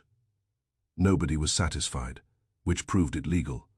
Now Wolfe worked. I read over his shoulder and over my own notes. Pike had not merely dabbled in permits. He had operated a private tollgate. Names, dates, sums, coded references to applications, slowed, expedited, or redirected. Bribes disguised as consulting fees, forged certifications tucked behind real ones. Shipments that had passed through legal doors under illegal hands. Some entries were innocent enough to soothe an auditor. Others would have made an auditor swallow his pencil. One ledger covered the last 10 months. Another reached back 4 years. That was the one Wolf wanted. He found the page before I did and tapped it, Archie. I crossed there. In Pike's tidy columns was the old shipment machinery parts on paper, special clearance, consignee authorization, MV fee distribution, coded by initials. One line had been circled later in darker ink, ac-retained copy. Adrian Kelm, I said. Yes, which means Kelm had documentary leverage before he ever appeared at the boarding house. Continue. A few pages later came another line, written months afterward. Vive demands original, refuses split. Victor Dane, I said, or the man using that name. And then this. I pointed lower down. LV possible claim, if V, dead. Wolf's lips tightened. There. That is why Kelm asked for Laura Vane. I stared at it. Claim to what? Not money necessarily. Claim to knowledge, to papers, to legal standing, to inherited risk. Martin Vane signed once only. According to Pike's note, he may have done so innocently. But if another man thereafter used Vane's name, old authorization, or business standing to launder later shipments, Laura becomes dangerous merely by existing. That is thin. Not thin enough. There is more. There was, in one oilcloth packet were carbons of letters, unsigned but typed in a style Wolf called educated and cowardly. They instructed Pike when to hold papers back, when to route them through substitute firms, and when to destroy originals after copies had been prepared. One referred to the dentist's arrangement, which moved Dr. Sorrell a notch higher on my private scale of human mildew. Another warned that the student has noticed the girl. That meant Derwin had been observed, which meant our murderer or conspirator had been studying the house, not merely passing through it. Kramer, standing with a cigar, he was not lighting because Fritz had glared once. And that was enough, said, "You see Sorrell in it." Wolf grunted. "I see a dentist mentioned. New York harbors more than one. Unfortunately, but Laura's clean." Wolf lifted his head. "Do not ask infantile questions. She may be clean and still central. In such matters innocence is often merely a lack of instruction." He turned another page. On the back leaf of the older ledger, tucked flat under the cover lining, was a single folded sheet in Pike's hand. Not accounts, a note to himself. If AK shows lantern, move pantry copy. If V comes first, use well. If girl learns name, tell before S does. I let out breath. There's your lantern. Yes. Wolf's eyes flashed. Not an object. A signal. Kelm and Pike had some arrangement.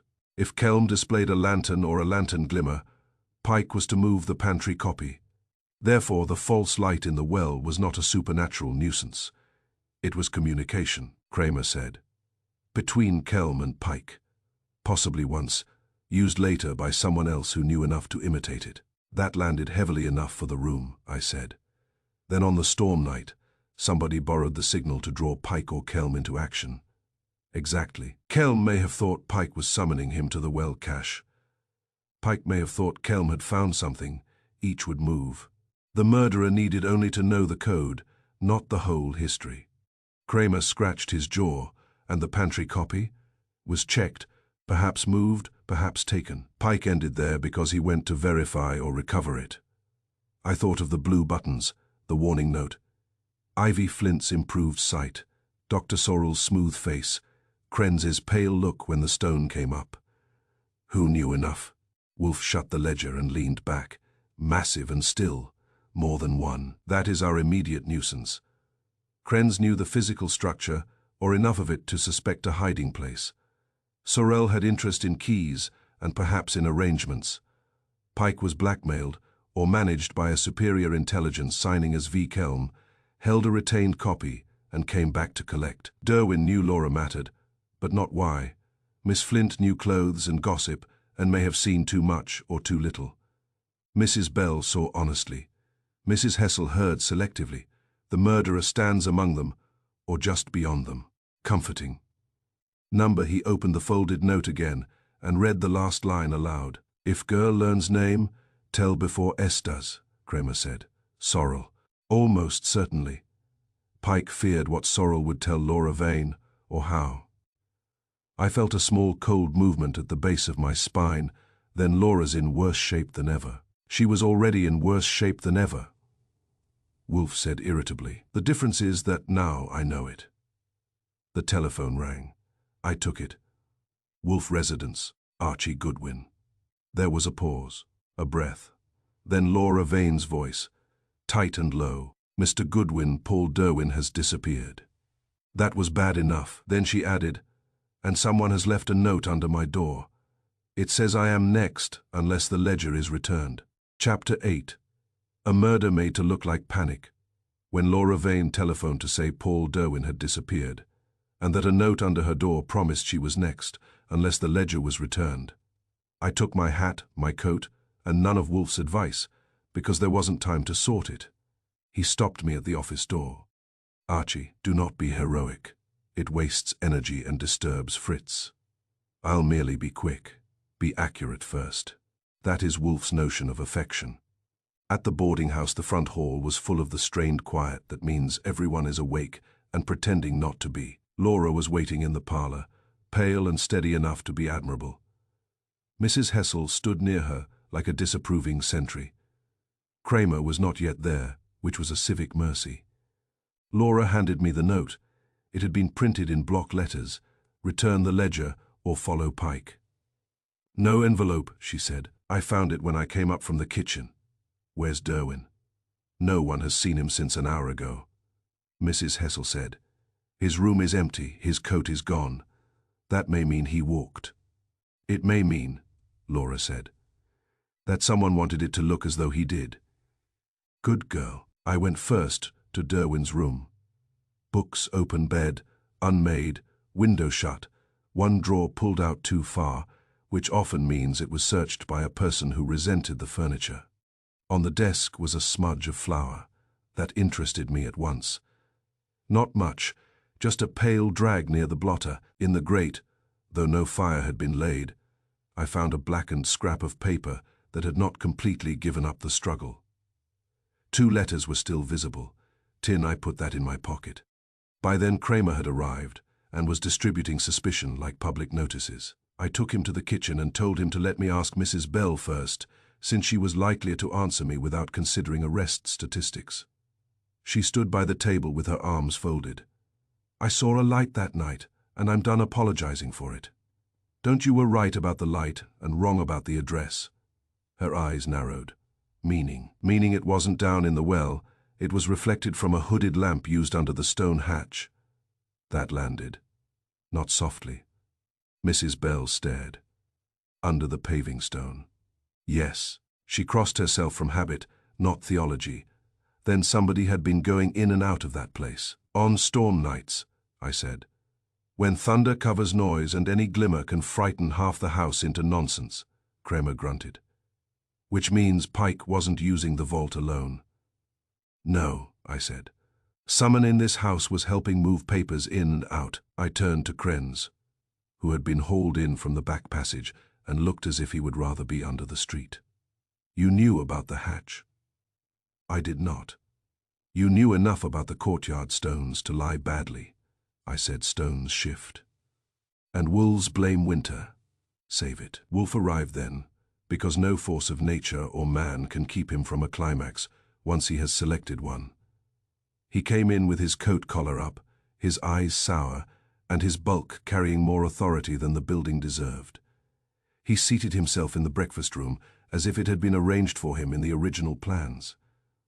Bring them all. So they came. Laura, Mrs. Hessel, Mrs. Bell, Krenz, Ivy Flint, flushed with alarm and appetite. Theodore Vale, quiet as a pencil mark. Dr. Sorrel, polished and watchful. Kramer, planted by the mantel. Derwin absent, which gave the room an extra chair and an extra tension. Wolf wasted no courtesy. Jonas Pike's death, he said, was made to look like panic. It was not. It was preventive bookkeeping. Nobody spoke. Even Ivy knew enough to keep still. The ledgers in the chamber prove Pike did not work alone. Someone here, or closely connected to this house, helped move papers between Pike's room, the pantry, and the vault. Storm nights were used because reflections and noise would mislead witnesses. Mrs. Bell truly saw a light, but it was reflected from a hooded lamp below the stone hatch, not from the dry well. Mrs. Bell gave one sharp nod, accepting correction because it preserved her honesty. Wolf continued. Pike went to the pantry on the last night because he meant to retrieve a key concealed in a flour tin. That moved them, small motions, but enough. I took the blackened scrap from my pocket and laid it on the table. From Derwin's grate, I said. The word was almost certainly tin. Wolf inclined his head. Exactly, Pike had more than one cache and more than one access method. He no longer trusted the chamber alone. He had begun keeping a second set of accounts, or contemplated it. The pantry copy was part of that insurance. Dr. Sorrell smiled thinly. This is a graceful theory, Mr. Wolf. It is not a theory.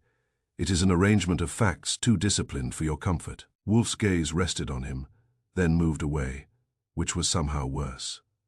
Pike went to the pantry for the hidden key. There he met the person who feared what he had begun to keep. The blow that killed him was not rash. It was administered before Pike could enlarge his leverage. Laura said quietly, and Adrian Kelm. Kelm knew enough to frighten Pike and enough to be dangerous to the same person. He used the lantern signal, or tried to. Then he died in the courtyard. Kramer said, "You've got motive, not murderer." "I have more than motive." He looked at me. "That meant I was up," I said. When Pike was killed, one shoe had flour dust and the other had muddy grit. He had come in from the yard or from the hatch area, then gone to the pantry. He was moving between hiding places. The killer knew where he was going before he reached the flour tin. That means prior knowledge. Krenz swallowed. Sorrell's expression did not change enough. Wolf folded his hands. Moreover, the killer understood the house well enough to use stormlight, the stone hatch, and the pantry key that narrows us. One person knew the physical structure. Another had reason to fear old customs papers. Perhaps they are the same. Perhaps not, but Pike was not slain in alarm. He was balanced from an account. The room had gone so still that the ticking of Mrs. Hessel's mantel clock sounded vulgar. Then footsteps came hard in the hall, and the door burst open. Paul Derwin stood there, coat torn, face bruised, breathing like a man who had run with fear at his shoulder. He said one sentence before anybody else could move. "I know who hit Pike." Chapter 9. The man who knew every entrance. Paul Derwin looked like a man who had been handled without affection and released by mistake. His coat sleeve was torn, there was a bruise coming up along his jaw, and his eyes had the fixed brightness of somebody who had stopped being frightened, only because indignation had won a temporary election. Kramer moved first. "Where the devil have you been?" "Locked in the coal cellar," Derwin said. "Whoever put me there was in a hurry and not a genius. The outer latch was old. I forced it." Wolf did not ask whether he had suffered. Wolf has always held that injuries should report only if they bear evidence. "You said you know who struck Pike," he said. Derwin swallowed once and turned, not toward Sorrell as I had expected, but toward the handyman. Krenz had been standing near the pantry door, half in shadow, with one hand on the chair back as if furniture gave moral support. At Derwin's look his face lost the last of its color. "Him," Derwin said. "Or if you prefer the name he used before, Caleb Shaw." That shook the room hard enough to be heard without sound. Mrs. Hessel actually gripped the edge of the sideboard. Ivy Flint let out a breath sharp as a pin. Laura Vane did not move at all. Kramer's head snapped around. "What?" Derwin said.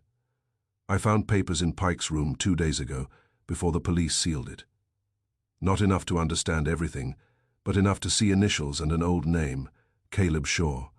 I knew a man by that name in Brooklyn, years ago, who worked maintenance and carried messages for men who preferred not to be seen carrying their own. When I looked at Krenz more carefully, I recognized him. Krenz tried for scorn and got only dryness. "You're mad." Wolfe spoke into it as if the interruption had been scheduled. "No, Mr. Shaw, he is correct." That did it. The handyman's shoulders changed first, the slouch went. The harmless laborer with the screwdriver and the weather excuses vanished, and a different man showed through, one who had spent years learning how much invisibility a cap and a toolbox can buy. Kramer took one step toward him. "Stay where you are." Shaw, or Krenz if you wanted the boarding house edition, stayed where he was because every door in the room had eyes on it, and because Wolfe's voice had pinned him more neatly than handcuffs. "I will save time," Wolfe said. Mr. Shaw discovered the chamber beneath the courtyard years ago, while repairing drainage. Such a man knows every entrance, every loose stone, every bad lock, and every mean advantage of an old house. Pike had business requiring secrecy and storage. Shaw had access and discretion for rent. The partnership was inevitable. Shaw's mouth twisted. "You can't prove that." Wolfe ignored him. He turned the chamber into a vault for compromised ledgers and old papers. He also had the physical ease to move in and out on storm nights, when noise was covered and glimmers could be staged into legend. Mrs. Bell saw a light honestly. Shaw arranged for her to see it dishonestly. Mrs. Bell made a sound deep in the throat that promised violence if civilization relaxed for a minute.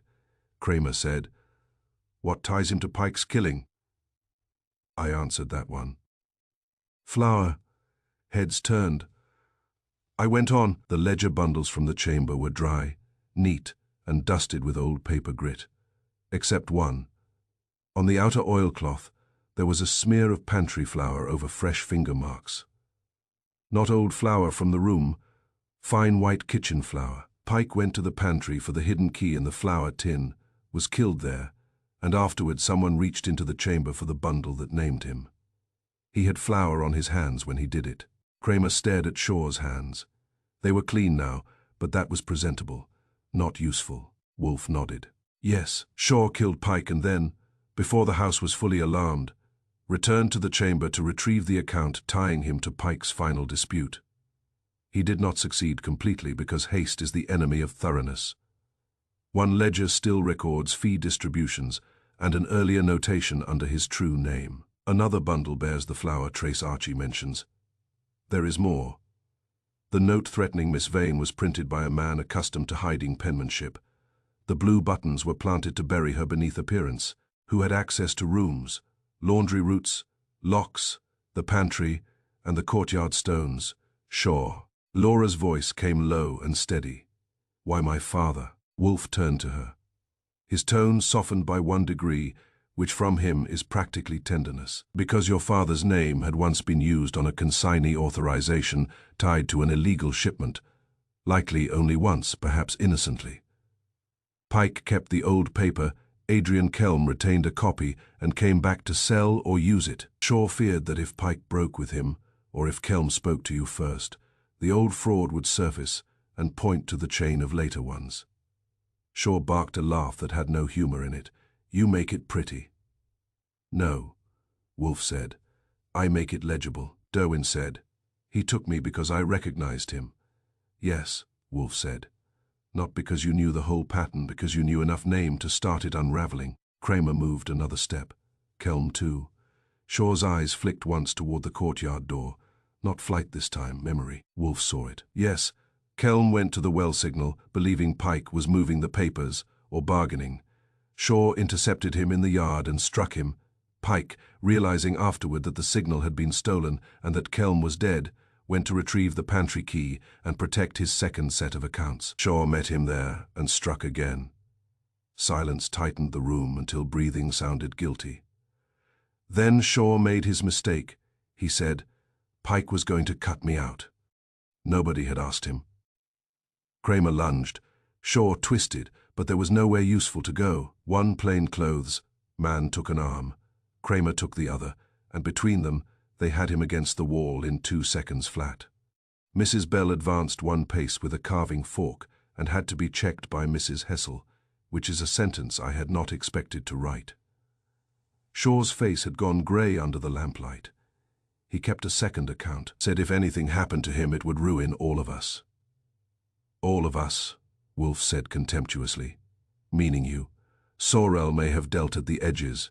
Pike dealt in papers, but you, Mr. Shaw, dealt in entrances. Every lock, every stone, every passage became an accomplice, because you knew how to use them. Kramer snapped cuffs on him. I looked at Laura. The strain had gone from her face, but not the wear. Relief is not restful when it comes late. Wolf settled deeper in his chair and drew one long breath. Inspector, you now possess your murderer. Try not to lose him among forms. Kramer almost smiled, which on him is like a crack in a courthouse wall. As they took Shaw out, he turned once at the door and looked back at Laura Vane. There was no triumph left in him, only the dull spite of a man who had mistaken access for mastery. When the door shut, the house seemed to release air it had been holding for a week, but Wolf was not yet finished. He never is until every loose thread has been forced to lie flat. Chapter 10. The Lantern Extinguished Nero. Wolf has always held that a confession is useful chiefly as decoration. Facts do the work. Guilt merely signs the bill. So when Caleb Shaw was brought back into the office on West 35th Street the next afternoon, with Inspector Kramer, Sergeant Pearlie Stebbins, Laura Vane, Paul Derwin, Mrs. Hessel, Mrs. Bell, Dr. Sorrel, Theodore Vale, and Ivy Flint arranged in the chairs and along the wall, Wolf did not ask Shaw to speak first. He preferred to build the cage before letting the animal feel the bars. The room had the proper weather for it. The storm had finally broken and moved east. Sunlight touched the window glass in a thin, washed way, as if the city had not fully earned it. On Wolf's desk lay the ledgers, the carbon letters, the 2 blue buttons, and the note that had threatened Laura Vane with burial by wardrobe. Wolf looked from face to face and began. "Mr. Shaw," he said, "you made one competent mistake and several stupid ones. The competent one was to hide your work in a place no one would cherish. The chamber beneath the courtyard was admirable, dry, concealed, and near at hand. Abandoned places are merely invitations written in dust, and you accepted the invitation with industry. Your stupid mistakes began when you trusted fear to do better work than reason." Shaw sat rigid, saying nothing. Wolf continued. "You discovered the chamber years ago while repairing drainage. Pike needed storage for ledgers, declarations, forged applications, and records of bribes. You needed a revenue stream that did not require talent. The partnership formed. Adrian Kelm learned enough to become dangerous. He held a retained copy of an old shipping declaration tied to Martin Vane's authorization. Pike feared him. You feared him more." Laura sat very still at that, hands folded tight. Derwin glanced once at her and then away, as if guarding by refusal to stare. The lantern signal, Wolf said, had once served Pike and Kelm as a private summons. A glimmer seen from the house meant movement, perhaps negotiation, perhaps transfer of papers. On the storm night you borrowed that signal. Mrs. Bell honestly saw a light. But it was not in the well. It was reflected into it from above. You staged superstition because you required confusion. Mrs. Bell snorted softly, vindicated at last in the only form she valued. Kelm went to the courtyard expecting Pike, Wolf said. Instead he found you. You struck him and left him by the well. Pike, realizing afterward that the signal had been used falsely and that Kelm was dead, panicked. Not the panic of innocence.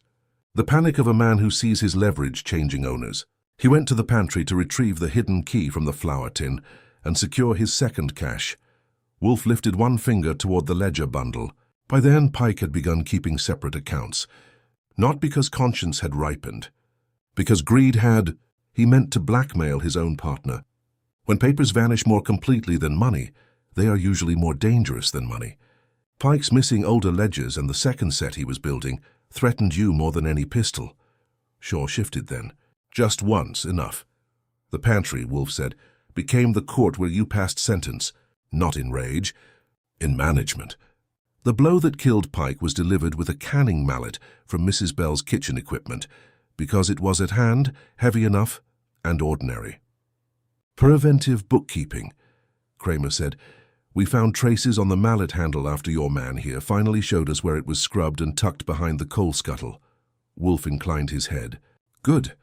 Mr. Shaw then returned to the chamber and reached for the ledger bundle, naming him. In his haste, he carried flour from the pantry on his fingers to the oilcloth wrapping. That trace added to your access, your knowledge of the stones, and your foolish confidence in disguise completed the arithmetic. At last Shaw spoke. It wasn't like that. Wolf's brows rose. No? Shaw leaned forward, and there it was, the ordinary breaking. No drama, no noble sneer. Just too many explanations too fast. Pike was going to sell names. Mine first, maybe the others too. He wanted a larger share. Said he had a right after all the years he kept the books straight. Kelm came nosing back with his copy and started talking big. Pike thought he could squeeze both sides. I told him to wait. He wouldn't wait. No, Wolf said. Greed rarely does, Shaw swallowed. He went for the flour tin. I knew what was there. I knew if he got that key and moved the second account, I'd be finished. He turned and said I'd pay double from then on, or he'd start sending pages out. So I hit him. With a canning mallet, Wolf said. Shaw looked down. Yes, Laura spoke for the first time. And my father? Shaw's eyes came to her and slid off again. Your father signed one paper years ago once. Pike kept it because it might be useful someday. Kelm found out. Pike thought if you learned your father's name had been used, you might look for the rest. That's all. That, Wolf said coldly, is not all. You planted the blue buttons to point at Miss Vane. You used her dress as camouflage because you knew a house full of timid liars would do the rest. You threatened her because living leverage frightened you. Shaw said nothing. Dr. Sorrel cleared his throat. I presume, Mr. Wolf, that my inclusion in this spectacle was merely decorative. Wolf turned his head. No, merely cautionary. Your dealings with Pike were peripheral, mercenary, and vulgar, but not homicidal. Be grateful for distinctions. Sorrel colored and shut his mouth, which improved him. Kramer rose. That's enough. Pearlie took Shaw by the arm. This time there was no struggle. Once named correctly, Shaw looked smaller, as if the house knowledge, the keys, the stones, and the shadows had been stripped off with the alias. As they led him out, the office stayed quiet. The case had reached that stage when relief enters wearing fatigue. After they had gone, Laura Vane exhaled and seemed to come back into the room by inches. So that is all, she said. Wolf frowned. No, it is the part that concerns the police. The rest concerns digestion, fatigue, and the regrettable endurance of human stupidity. That was as close to kindness as he cared to venture before witnesses. When they had all left, I went to the front window and looked down the street. The sunlight was better now. The gutters had stopped hurrying. Somewhere downtown in the boarding house courtyard, the old well would be standing under a clear sky, giving back nothing. The lantern is out, I said. Wolf behind me grunted. It was never lit. Yes, sir. But they believed in it. Of course. People prefer a mystery in the dark to an explanation in daylight. The first flatters them. I turned back to him. And the well? It shows only darkness again, he said. Which is all a secret ever is once someone names it correctly. Then he reached for the beer Fritz had just brought, and the case of the lantern below the stone was over. I hope you will enjoy the video. Kindly like and subscribe our channel for further interesting videos. Thank you.